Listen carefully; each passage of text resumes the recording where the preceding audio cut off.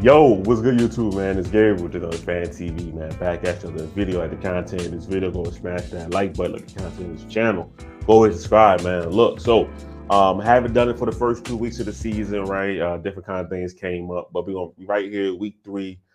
Ravens Cowboys game preview, right? We're gonna do a game preview, talk about some things that's gonna go on in the game, Cowboys offense, defense, right? And some X factors and keys to the game. Okay. All right. So just to start off with, I like to start off with the injury report, right? So I looked at the Cowboys. They don't really have anybody of note on the injury report. They have some key names listed, but those guys are going to play. Like I saw Trayvon Diggs on there, but he has no injury designation, so he's going to play. So it was things like that, right? So all the Cowboys' main key players that we know of are all going to be out there. Okay. For the Ravens, I talked about it yesterday in that video is with the guys that are questionable are Deontay Hardy, David Ojabo and Nate Wiggins. It looks like Hardy and Ojabo are both going to go. They are both full participants in practice yesterday. So Wiggins is the only real questionable player the Ravens have, right? Besides guys is obviously on IR, okay. And Salah, offensive lineman, is out. He's been dealing with with a personal matter seemingly this entire week, so he is out. Okay, so that's the injury report, right? So for the Cowboys, let's talk about the Cowboys, man. The last 2 games right now, they 1-1 on the season. They beat the Browns 33-17 week 1. And then last week versus the Saints, they got absolutely blown out 44-19. Okay. So versus the Saints team that's been hot, right? Saints have probably been the most explosive offense in the NFL. It's probably pretty easily to say they've scored 47 and 44 points the first 2 weeks of the season. So, we'll see if that continues for them. Okay. But as far as the Cowboys go, a lot of their numbers on defense are inflated because of what happened last week, but we'll talk about it anyway. Right now, they're allowing 30.5 points a game, 331 yards, but their third down percentage is pretty good, right? They're only giving up 30% on third down, right? Which is tied for 10th in the NFL. So pretty good on third down, right? But the other two numbers could use some work, okay? All right. So when I think about this matchup, right, and the Cowboys defense versus the Ravens offense, right? Just to see what the Saints were doing, because I was really interested, I went back and I watched the Saints versus the Cowboys game, right? And what the Saints did and what the success that they had is, one, the offensive line was really physical, right? Getting off the line of scrimmage, really moving the Cowboys back. Alvin Kamara had a good day receiving and rushing the ball, right? But it was the play action game, right? Big play action. I mean, they had a lot of time where they went heavy personnel, play action, crosses, deep shots down the field, right?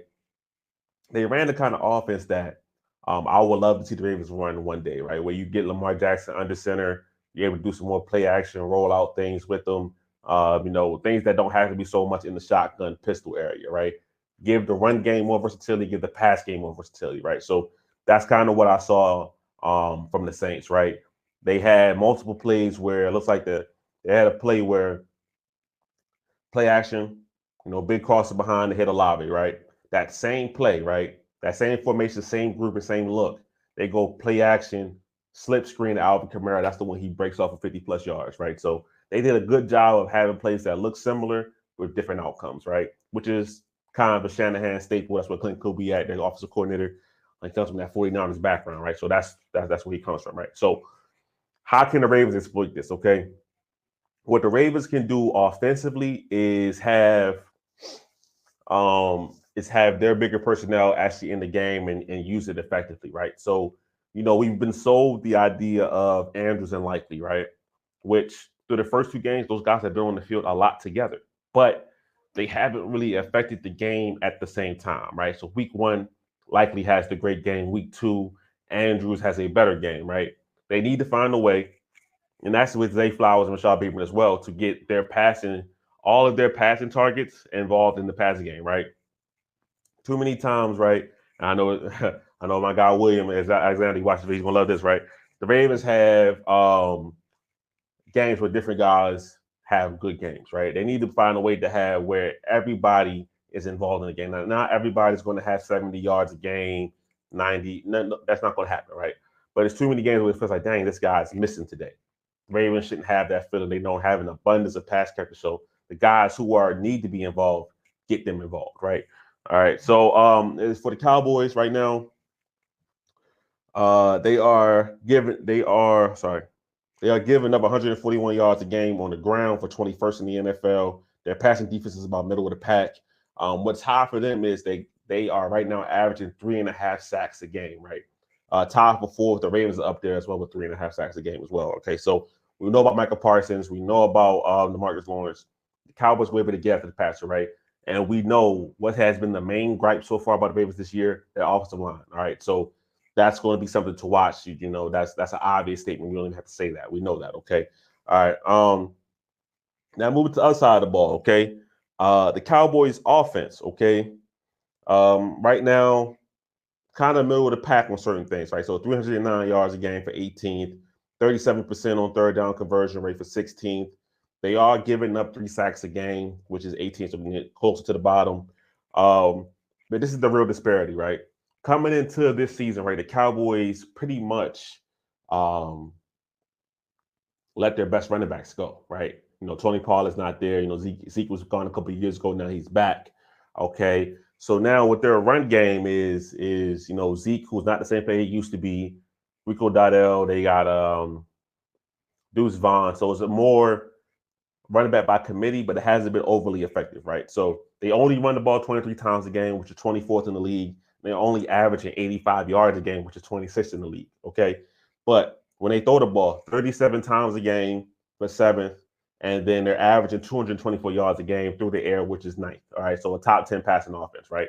Now, when I see this, right, that's another thing that's going against what has been a struggle for the Ravens this year, right? So far, the Ravens came into this season with billed as an elite secondary. We have not seen elite secondary play from the Ravens, okay? This is the kind of game where we need to see that, right? The Ravens are 0-2. Can you call a game a must-win in week 3? I think you can, right? Yes, it's not in the division game. It's not an AFC game. It's a team versus is NFC game, right? So that kind of makes it, I guess, the third most important kind of game, because like you want to win in your conference, you want to win in your division, especially, right? So NFC team, okay, whatever. But still, the Ravens need to get on the board. All right, you don't want to fall to 0-3. We already know what it says when you fall to 0-2. Falling to 0-3 is even worse. All right. So for the Ravens, they're going to need to tighten up the passing game, right? The pass defense, excuse me. So I love what the D line is doing. Odafe Oweh had a great game last week. He needs to do it again, and then again and again. David Ojabo had a couple of outstanding pressures week 1. I didn't see him as much week 2. And then Travis Jones and Nnamdi Madubuike have been absolute forces in the middle. So we need to see more of that as well. All right. So this Ravens D line can carry the team, but that back end, that the stars that are back there, we need to see more for them, right? Brandon Stevens kind of had a throwback game for him, right? Where he'd be in tight coverage, but the ball skills were lacking, right? That was such a big deal last year where he said he turned the corner where he was still in that tight coverage, but the ball skills were now there to match that, right? So far this year, he's kind of reverted back to 2022 and previous, where when the ball is in the air, he's there, but can't necessarily find it, right? So we need him to find the ball, right? And I said it before, I say it again. Out of everybody criticizing the Ravens secondary, Marlon Humphrey's not the guy. All right, he's actually been probably the Ravens' best secondary player so far this year. Yes, better than Kyle Hamilton, better than Marcus Williams, both who haven't had the greatest of starts to this season, if we're being completely honest. Okay, so the Ravens secondary needs to get it together on that end. All right. Then let's talk about the keys to the game, right? So for the Ravens offense, right? We talked about it. It's the Ravens offensive line. All right. This Ben Cleveland versus John Harbaugh thing, which as a Ravens fan, like I said previously, I'm entirely too invested in the backup right guard. Ben Cleveland isn't the Ravens aren't stashing a Pro Bowl right guard on the bench by sitting Ben Cleveland, but they are stashing a guy that's better than the guy that they're currently playing, and that's the issue, right? John Harbaugh on his Monday press conference was sounding extremely stubborn, extremely, doggone in his opinion, right? Like nothing's going to change his mind, right? Something obviously changed yesterday in the press conference before the game, at the end of practice, excuse me. And he pretty much said, yeah, we're gonna see some guys in some different spots. Okay. I don't know if Bashadi got to him. I don't know if DeCosta talked to him. I don't know. Somebody had a talk with John, or he actually reviewed the tapes and he saw what fans have been complaining about, what media personalities. I mean, we got ex-football players. Chris Long said that, I don't know what Ben Cleveland did to John Harbaugh, but that's the guy that needs to be playing. Okay, so it's just interesting. All right, so All of that being said, I think changes on the offensive line will be made, but that doesn't necessarily mean Ben Cleveland's going to start. It very well could be Rosengarten, McCurry now slides into right guard instead of playing right tackle, which is fine, right? If you get Falele off the field, to me, that's a start. All right. It is what it is to stand for Falele. It is what it is at this point. Okay. Rosengarten has played really well, and Falele hasn't done enough to keep his position on the field in general. He hasn't done enough. Okay. All right. So that's the one key to the game for the offense. The key to the game on the defense, we talked about it, man. The Ravens secondary. All right. The Ravens right now allow a league high 257 yards per game through the air. That is dead last in the NFL. Like I said, a league high. So dead last in the NFL. Okay, through 2 games. And one of those games you played against Gardner Minshew.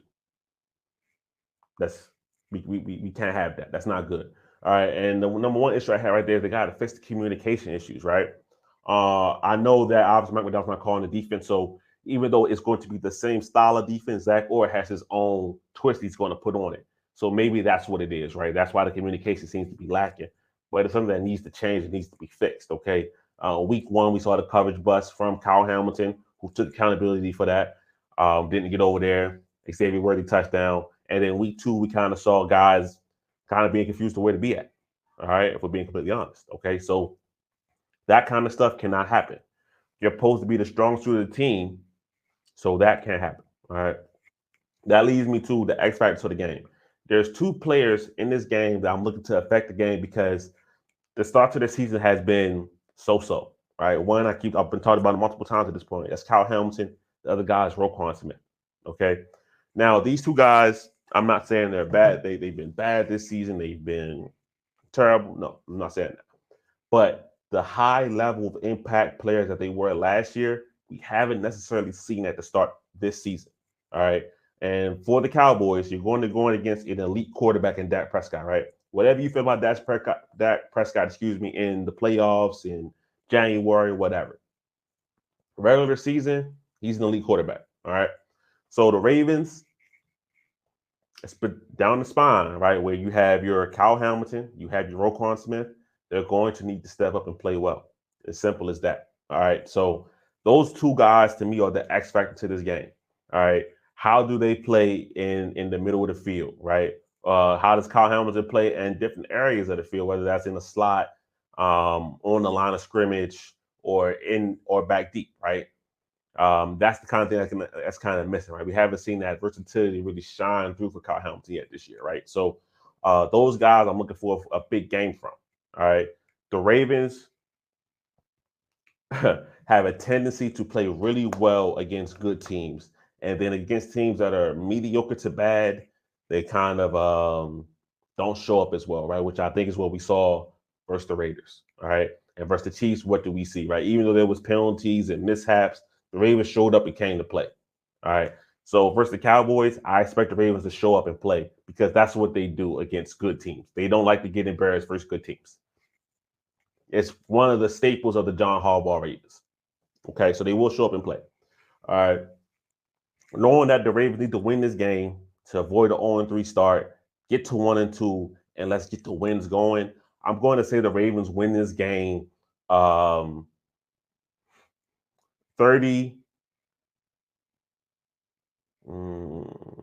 to 24 on the road in Dallas. Okay, that's what I'm going with. Give me your score predictions. Give me what your thoughts on the game, X factors, keys to the game, everything like that. So I'm going to go with the Ravens, man. 30 to 24. I think they will win this game because they know what time it is when it comes to this season, right? They know it's time to start winning. That's my thoughts on it, man. We get out of here. It's Gabriel, another Fan TV. I'm out.